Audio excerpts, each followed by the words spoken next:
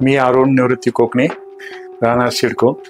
माझे 2017 साली म्हणजे दात हालत होते व हिड्यांमधून रक्त येत होतं.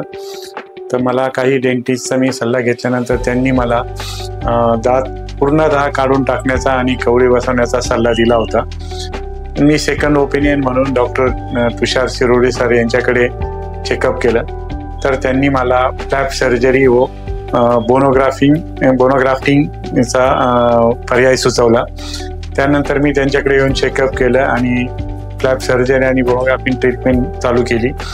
तर मागील 8 वर्षापासून माझे दात आता पूर्णतः व्यवस्थित आहे आणि मला कुठल्याही प्रकारचे अन्न चावण्यासाठी किंवा मला काही करण्यासाठी कसलाही त्रास होत नाही. आणि मी सरांच्या सांगण्यानुसार सरांनी सांगितल्याप्रमाणे दर 6 महिने 3 महिन्यांनी प्रत्येक येऊन रेग्युलरली चेकअप करत होतो.